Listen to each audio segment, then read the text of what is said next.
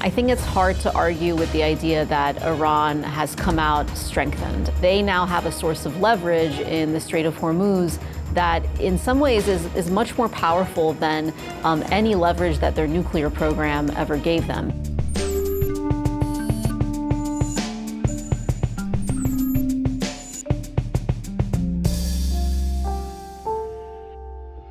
Hello and welcome to GZERO World. I'm Ian Bremmer. Some stories move so fast that they become almost impossible to see clearly.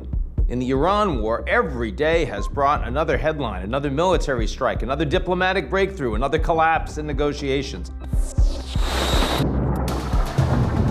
Since February 28th, more than 7,300 people have been killed in Iran and Lebanon, according to official figures from those governments.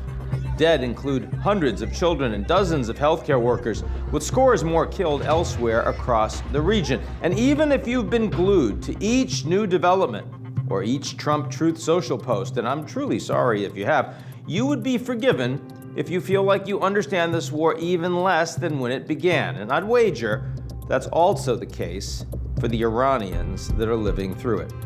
What has life been like for the 90 million people inside Iran? They tend to be highly educated, they're cosmopolitan, and as we saw in last year's protests and ensuing government crackdown, incredibly brave. And yet, Iran remains one of the world's most tightly controlled societies. Internet access has only recently been restored after a nearly 3-month blackout, and penalties for speaking out today may even be harsher than before Ayatollah Khamenei was killed. Yeganeh Torbati is the Iran correspondent for the New York Times and co-author of Stolen Revolution: Betrayal and Hope in Modern Iran. The book is built on more than 5 years of reporting and interviews across Iranian society, in which she traces how the hopes of the 1979 revolution quickly gave way to repression, economic hardship, and competing visions for the country's future. Our conversation goes beyond the battlefield. We talk about why many Iranians who oppose the regime now feel disappointed and betrayed, whether the government emerged from the war stronger than before, and why the economy remains the greatest challenge to the Islamic regime. We also talked about what ordinary Iranians still hope might come next. She joins me from Istanbul. But first, a word from the folks who help us keep the lights on. Funding for GZERO World is provided by our lead sponsor, Prologis, and by Cox, a family of businesses. Additional funding provided by the Andrew Carnegie Foundation, Ku and Patricia Ewan, committed to bridging cultural differences in our communities, and Yeganeh Torbati, thanks so much for joining us today. Thank you so much for having me, Ian. We've spent so much time talking about the Strait of Hormuz, spent so much time talking about the deal, the memorandum. There's been much less talk of the 90 million Iranian people who, should be the focus. Of those that you're talking to now, what are they thinking about the war, about what their country looks like coming out of it? Yeah, look, obviously, as you mentioned, it's 90 million people. There's sometimes 90 million different views on events. But I think for a lot of Iranians, this war didn't actually start in late February when the US and Israel attacked. It really started in January for them, and in particular, January 8th and 9th, when hundreds of thousands, perhaps millions of Iranians came out onto the streets to protest and to, in large part, to demand a new form of government. And what they saw was a government that responded to them really with military-grade weapons, killing thousands of people in response. And ever since then, I think they have felt like a lot of Iranians, not all, but certainly sort of this deep desire for the government to change, for some people almost at any cost. And so for some portion of Iranians, when the war began in late February, there was a hope that perhaps even at great cost, this may lead to a better country, a better outcome eventually for them. And I think for a large portion of those Iranians, they feel a great sense of disappointment and even betrayal at what has actually occurred and kind of what the regime has been able to gain out of this war in the last few months. Now, as you say, millions were on the streets, and these weren't armed citizens. They obviously understood the risks that they were taking because they've seen this playbook before from the Islamic Republic. Why, months later, are we not seeing any more demonstrations? Why are we not seeing the kind of outrage to a regime that has proven that it can and will continue to be very brutal towards its own people? And the economic suffering, of course, has only gotten worse through this period. You're absolutely right that it's nothing new for the Islamic Republic to use violence to suppress protests. But I do think the scale of what we saw in January was orders of magnitude worse than even some of the most brutal responses in the past. Even if we take kind of the most conservative estimate of the number of killings, around 6,500, which has been verified by one human rights group, that is still quite a bit more than previous rounds of protests in 2017, 2019, back in 2009 or 1999. So I think there is a sense of trauma, shock, great fear still lingering in the last few months. And then the regime has also gone to great pains to make very clear that it controls the streets. During the war itself, and even in a few weeks after the initial ceasefire in April, there were kind of nightly street rallies where supporters of the regime would come out with loudspeakers and music and chants, just kind of making clear that, don't even think about protesting if you're against this government. There have been these huge rallies for different events, so that it's been made very clear to opponents of the government that they have no place in Iran's public square right now. However, as you mentioned, the economy, which was the spark of these protests back in late December, has only continued to get worse. And I don't see right now that changing. And I believe that we're going to continue to see certainly discontent, and historically in Iran in the last decade, that has often led to street protests and demonstrations. Now, President Trump at the beginning of this war was very focused on the demonstrations, was very focused on all of the Iranians that were killed, tens of thousands, according to the Trump administration. I certainly don't have an exact number. You don't either. But it was pretty widespread. He said that he was going to rescue the Iranian people. He said help is on the way. Finally, to the great, proud people of Iran, I say tonight that the hour of your freedom is at hand. When we are finished, take over your government. It will be yours to take. Did the Iranian people believe him? I think some portion of Iranians did, particularly, often the people who are protesting are young people. They are 16, 17, 18 years old. And the people that we saw killed often were quite young. And so, that's a generation that in any country is less jaded, is less cynical, maybe one could say is more naive, and has less experience of the world. And so the idea that an American president would come out and say that, help is on the way, we're locked and loaded, I think that generation, and then even amongst some people who were older and kind of had more experience in the world, I think a lot of people assumed, well, certainly something's going to happen. I mean, no president would simply say something like that and be so really specific if they didn't actually intend to do something. And so I think, I wrote about this at the time in January, and then later on, there is just this amongst some Iranians who believed what President Trump said, a sense of betrayal that, that promise really wasn't fulfilled. Since the war started, we've certainly seen a lot of propaganda from the Iranian regime, all of these billboards that show that the Strait of Hormuz has been seized and grabbed by the Iranian regime. I mean, if I were just watching that, you'd think this is a government that looks a lot stronger, and they were able to stand up to the Americans that hit them. But of course, they've also taken not just significant military blows, but also significant economic blows to an economy that already wasn't performing. They've taken significant leadership blows, and a lot of the people that are now in positions of power don't have a lot of experience, don't have a lot of capacity.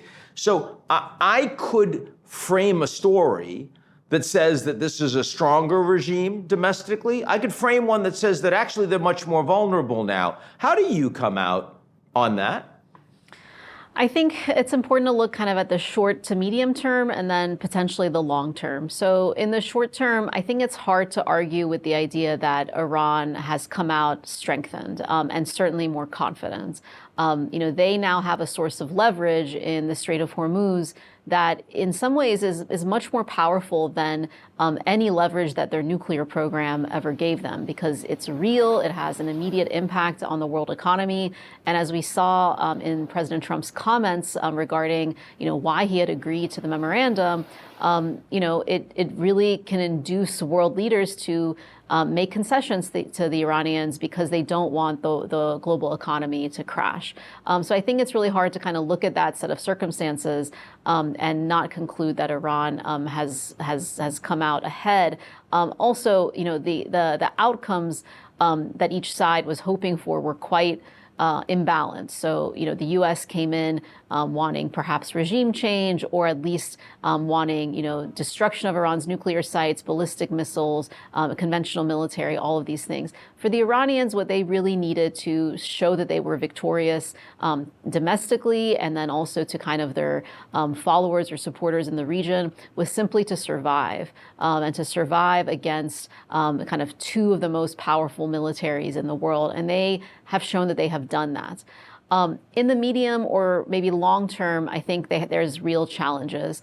The major parts of the infrastructure have been completely destroyed. The economy is really in shambles, even more than it was in December. They're seeing overall inflation of 70%.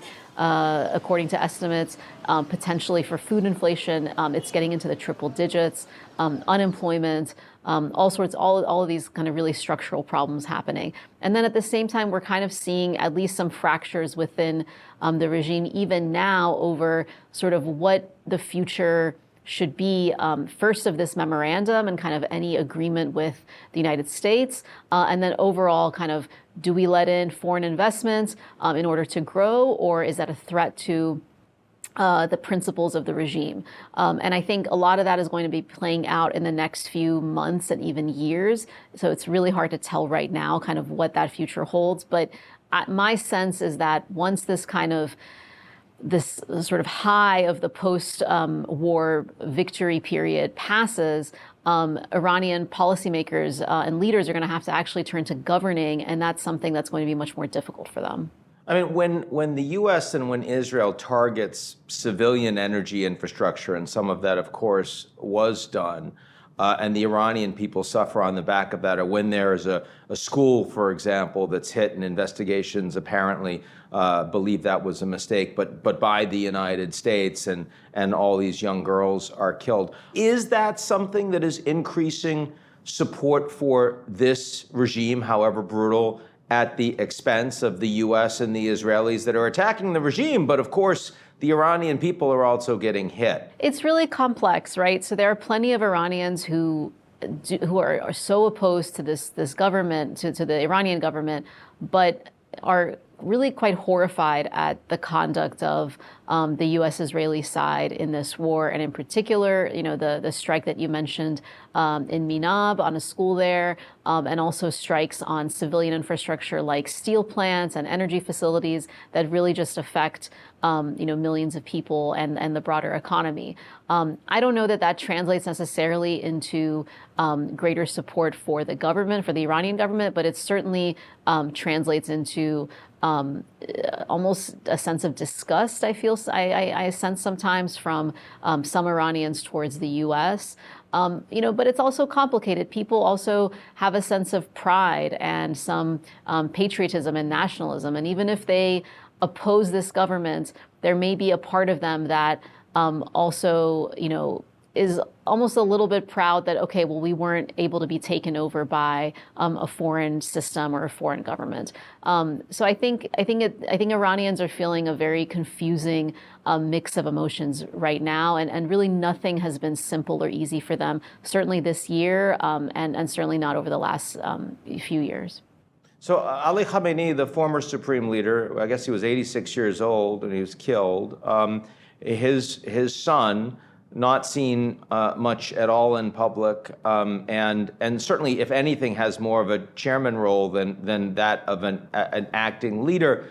I mean, if it's the military, if it's the IRGC, the Islamic Revolutionary Guard Corps, that are more in control now, and if, at least in the near to medium term, they're exporting oil, the U.S. is trying to normalize relations with them, is there a scenario here where this government becomes less overtly repressive, less theocratic, and economically starts to perform for a larger percentage of its citizens? I think, there's a lot of different scenarios. I think it's possible that this government, full of sort of Revolutionary Guard generals who seem to be more in power now than before, perhaps becomes more pragmatic, and perhaps also, pursue some form of economic development. At least, right now they're getting greater receipts from oil sales.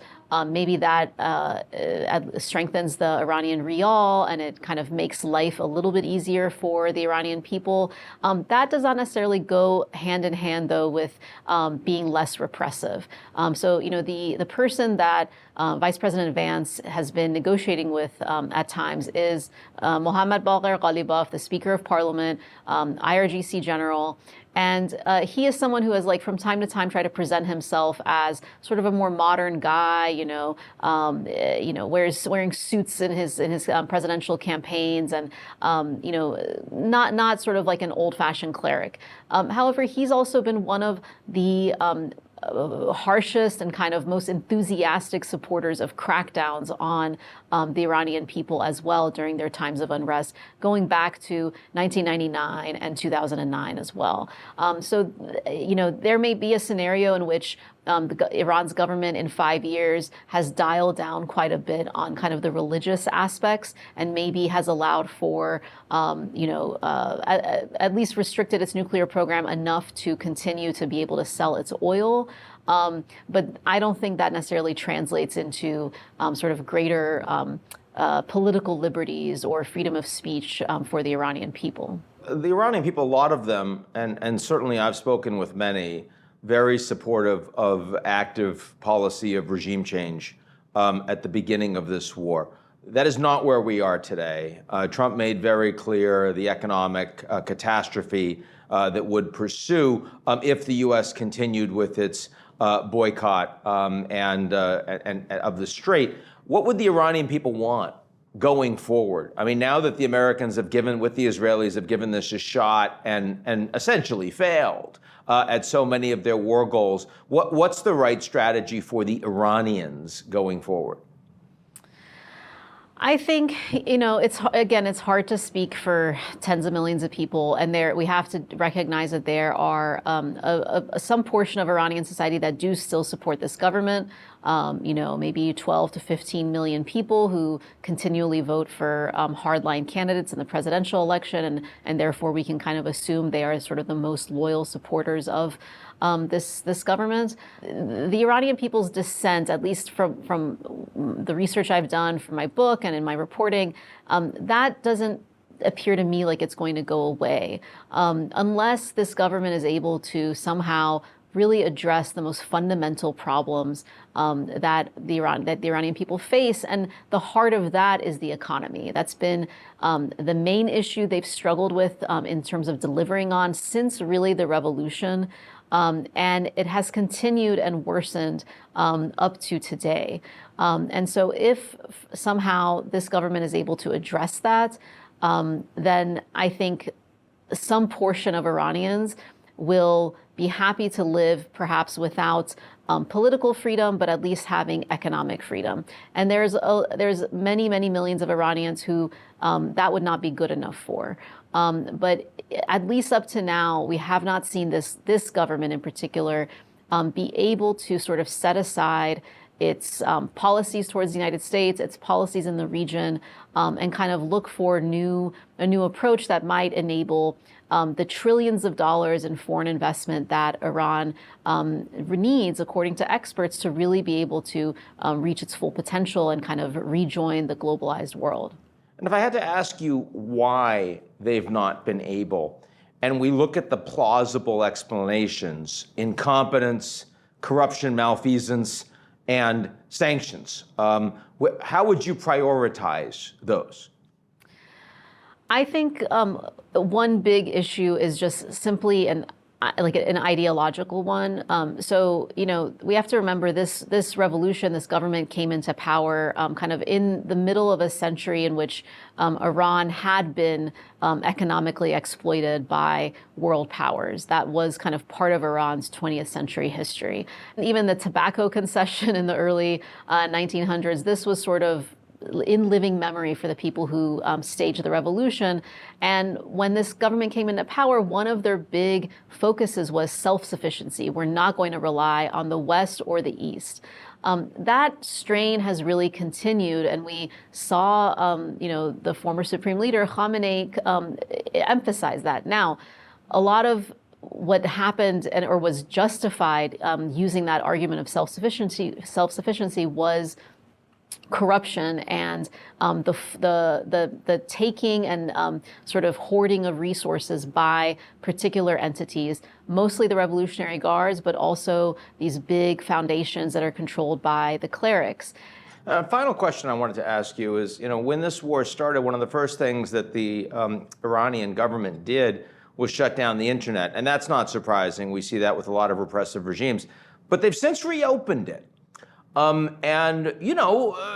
a time where, again, the economy is still doing badly and, the ceasefire's in place, but there's still a lot of fighting, skirmishing that's going on, that implied to me a level of confidence on the part of this government that we can allow our people who are pretty educated and, have a sense of what's going on to communicate with each other and also to hear from Western journalists of what's going on. Well, how do you take that? How do you read that? I think partially that's true. They felt like they had the domestic scene under control. They had been able to prevent any real protests from occurring during the war itself, and they had maintained control and kind of scared people.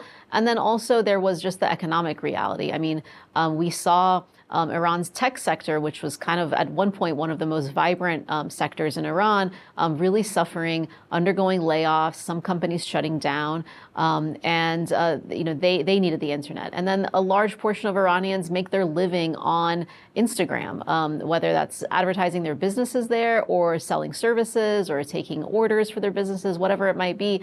That had all been cut off for months. And so I think there was some necessity as well in the government reopening the internet. But of course, they've also shown that that's not their priority when it comes to what they believe is the self-preservation. If they feel like having open internet and having people being able to communicate with each other and the outside world is a threat, they will shut that down no matter the economic cost to the country. Yeganeh Torbati, thanks so much for joining us today. Thank you so much for having me, Ian.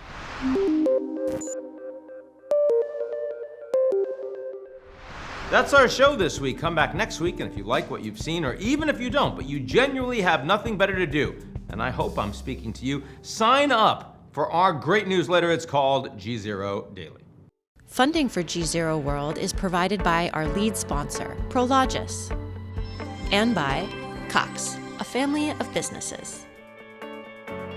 Additional funding provided by the Andrew Carnegie Foundation, Ku and Patricia Ewan, committed to bridging cultural differences in our communities, and